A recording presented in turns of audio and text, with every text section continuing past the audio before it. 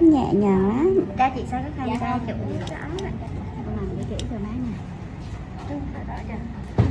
Đẹp quá vậy.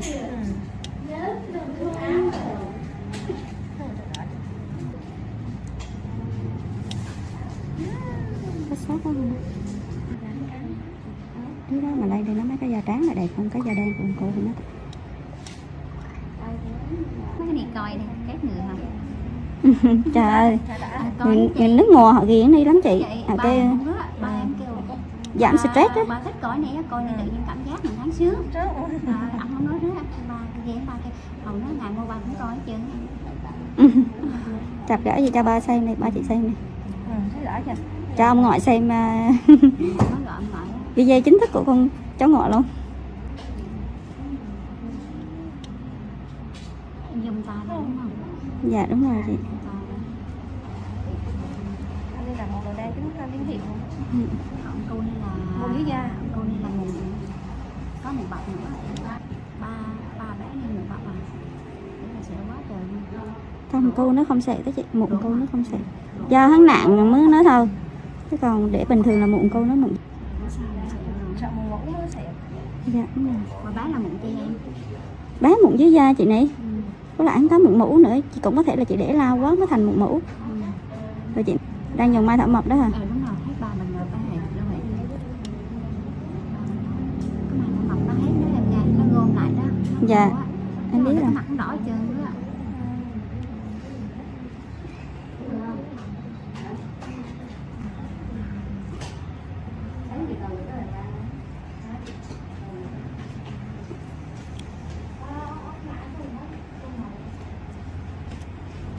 Lại cua kèm kìa.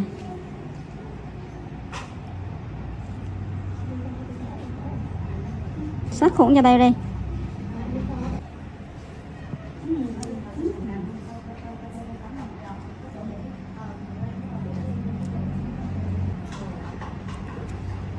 Thầy Phi. Dạ.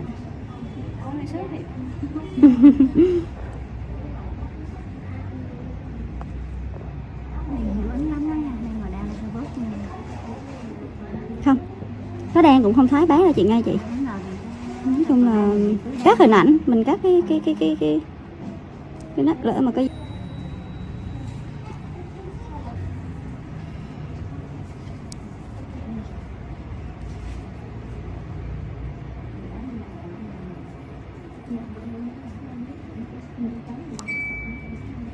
sáng thì mình làm cái gì?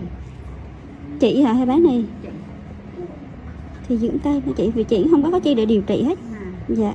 Chị chỉ có dùng mỹ phẩm cho sáng da ra thôi. Dạ, như còn cái chị là em mời.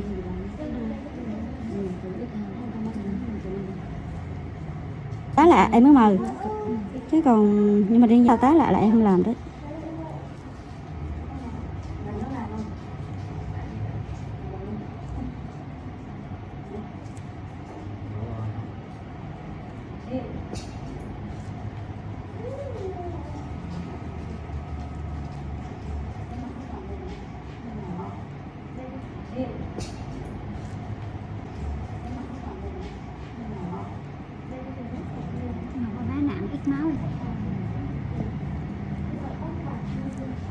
Cái mụn bào kia em nặng mới bị máu, chứ còn mấy cái mụn này em tạo miệng nhỏ lắm để em nói ra.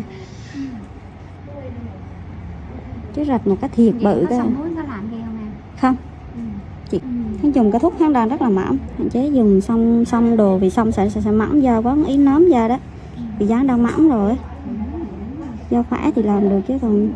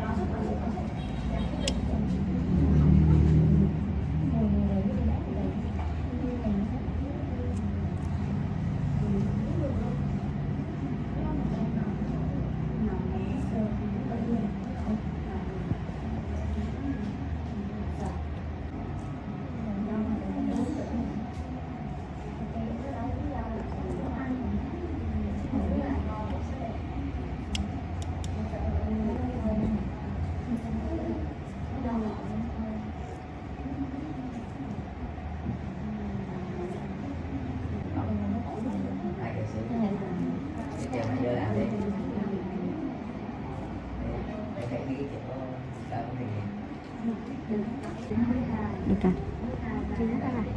Ừ, cho nó thôi. Vì còn cái kia không biết còn kia.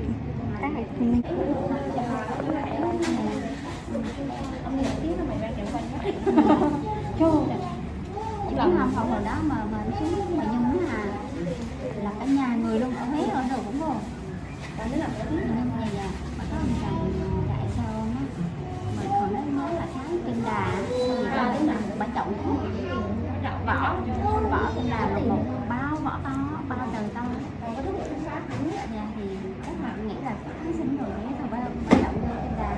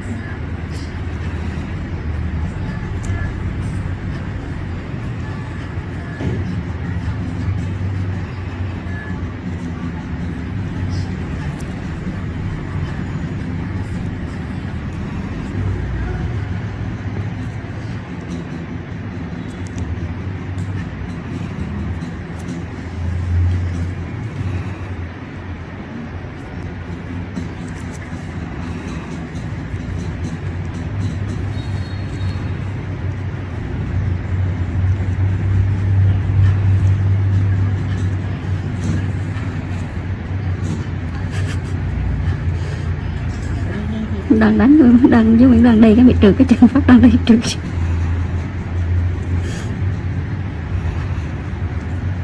Sụp lấy tay nhở.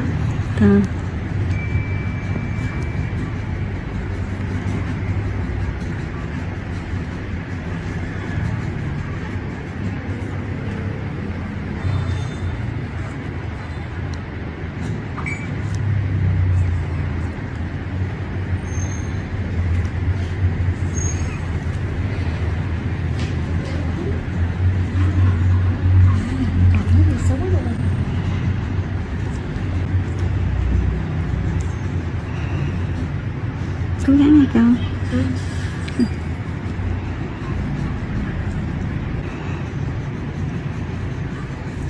Cái chỗ này đang lún vô vậy sao?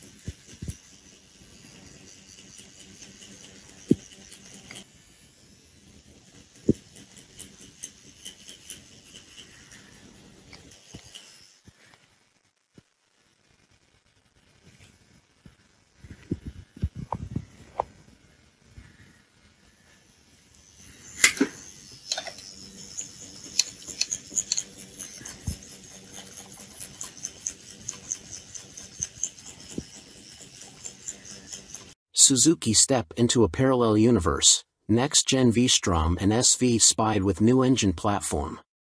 Suzuki's SV650 family, including the V-Strom 650, is one of the most successful and long-lived of modern middleweights, dating way back to 1999, but these spy shots reveal an all-new successor is coming. Spotted undergoing testing in mainland Europe, the shots reveal two models, a naked, SV-type roadster and V-Strom adventure bike, both using the same all-new engine platform. The much-loved old 645 cubic centimeters V-twin of the current SV and V-Strom has finally bitten the dust and has been replaced by an all-new twin, but now not in a V configuration but in the parallel twin layout, which now dominates the category with the Yamaha MT-07 family, KTM 790 and 890 Dukes and Adventures, the Aprilia RS 660 and Tuono 660 and even Honda's expected new 750 Transalp. Exact capacity of the new engine is not yet known, although 800 cubic centimeters seems most likely. It'll also be fuel-injected and ECU controlled and is expected to offer riding modes plus other electronic aids. The new engine also means an all-new chassis. Although the exact frame type can't be discerned from these pictures, it is likely to be a tubular steel trellis, mostly for cost reasons. A matching tubular steel rear subframe can be seen. The monoshock-operated swing arm is in cast aluminium while both models have beefy inverted forks and multifunction LCD, not TFT, digital displays. But that is where the similarities between the two end. The SV replacement has 17 inches cast alloy wheels, twin Nissan radial brakes, a stubby, underslung exhaust and all-new bodywork with styling, particularly at the front with a new headlamp cowling housing two stacked LEDs. Clearly inspired by Suzuki's recent GSX S1000. The Adventure V-Strom version has 19/17-inch off-road style wire wheels, more basic brakes, a higher exhaust, for off-road clearance, bashplate and bodywork and styling influenced by the current model, albeit also with the new stacked headlights. Although disguised, the two bikes look largely finished, suggesting they will be unveiled at the EICMA show in November as 2023 models. Suzuki's new parallel twin models in detail. Parallel lives, out goes the old, much-loved, 645 cubic centimeters V-twin, and comes an all-new, more conventional parallel twin, similar to that of the MT-07 and other rivals. Sassy chassis. The new frame is likely to be tubular steel trellis, while suspension and brakes comprise beefy USDs and a mix of radial and conventional Nissans. GSXS styling, SV Roadster replacement may get the GSXS name, it's no longer a V-twin and has styling clearly derived from the GSXS 1000. It's stacked. Both models have twin, stacked LED headlights which also debuted on the GSX S1000 and are a Suzuki signature. Phil West. By Phil West. You may also like Moto Guzzi V100 Mandello, 2023 on Review. Author Michael Neves. Published October 24, 2022. Updated November 3, 2022. Moto Guzzi's new V100 is no thrown-together parts-bin special. New from the ground up, it's beautifully crafted with design cues from Guzzi's glittering history. Slits in its side panels mimic their 1976 Sierra Leonean Leon's Mans 850 and the top fairing tips a hat to the 81 Le Mans 853. It's evocative stuff, right down to the V100 Mandello's name that pays tribute to at home and a celebration of Guzzi's 100th birthday in 2021. But it's anything but a misty-eyed, two-wheeled reminisce. It's thoroughly modern with a tasteful color dash and lean-sensitive rider aids. Go for the 15,750 pound S model and you get extra goodies like semi-active Olean's Smart EC 2.0 semi-active suspension and an up/down quick shifter, too. In terms of elegance and detailing, the Guzzi puts its sports touring rivals in the shade, but what is the competition? The Kawasaki Ninja 1000SX, Suzuki GSX-S 1000 GT, and BMW R1250 RS are obvious rivals, but in the flesh, it looks like a lowrider Yamaha Tracer 9, or Honda Northern Territory 1100. The Moto Guzzi's upright riding position even has shades of Aprilia Tuono V4 about it, which is no surprise as they're both developed by Piaggio at their Noali factory near Venice. Technically the Mandello is a different beast to any previous Guzzi. Not only is it fitted with electronics that wouldn't look out of place on a superbike and a new engine, it's also the first production bike to have adaptive aerodynamics, although their effect is minimal. Flappy wings aside, Moto Guzzi has created a tasteful sports tourer that's neither bland nor shouty and offers the perfect mix of comfort, sportiness, tech and character. It's pricey, but the V100 Mandello is well made with great attention to detail and feels like a machine that's come from the heart rather than just a model produced to fill a gap in a model range. It's like nothing else around, which is all part of its appeal, and you never get the sense, either by riding or looking at it, that any corners were cut during its journey from design sketch to showroom floor. Ride quality and brakes. Next up, engine. 4 out of 5. April 5th. Although the Mandello might look chunky in pictures with its bold styling, larger-than-life powertrain and chunky exhausts, it sits surprising low. Shorter riders will feel immediately confident being able to get feet flat on the floor, and if the standard 815mm seat height is still too lofty, there's a low accessory seat available. The riding position itself is nigh on perfect. Pegs are sporty without cramping knees. Even for 6-footers like me, a higher accessory seat is available for even more legroom, and its tall bars are placed naturally towards the rider so there's no awkward stretch or excess pressure on your wrists. The seat is comfy and scalloped at the rear to hold you in under acceleration. The screen offers decent wind protection, and with its injection system inside the V of the engine, now that the cylinder heads have been turned round 90 degrees, there's lots more knee room. Ride quality on this semi-active Olanes-clad S model is as plush or sporty as you want it to be, depending on the riding mode you choose, and there's a handy remote rear preload adjuster to twiddle for carrying heavy loads. With its shorter engine, the Mandello is sportier and more agile than previous Guzzis, and thanks to its long swing arm and low pivot point, there's little up/down shaft drive pitching on and off the throttle. Yes, you can feel the back end rise and fall when you ride aggressively, but like the engine's rocking, it's a slight movement and a sensation that quickly melts into the background. But what feeling you lose with a chain you gain with the clean, maintenance-free convenience of that shaft, which is especially useful on a big tour. Tipping the scales at just 136 kilograms, CCM's new Heritage 71T is incredibly light. Pull it off its suicide side stand and it feels more like one of those fat-tired electric bikes between your legs than a motorcycle. That's until you thumb the starter and its snarling 600 cubic centimeters motor barks into life. It's a two-wheel riot of carbon fiber and billet aluminium, but the Heritage 71T is also the first production bike to be built using a titanium frame and swing arm. It's why it's so light, and costs a whopping £29,995. CCM have been innovating with chassis tech since they were formed in 1971, by the man who was the C in CCM, Clues Competition Motorcycles off-road aficionado, Alan Clues.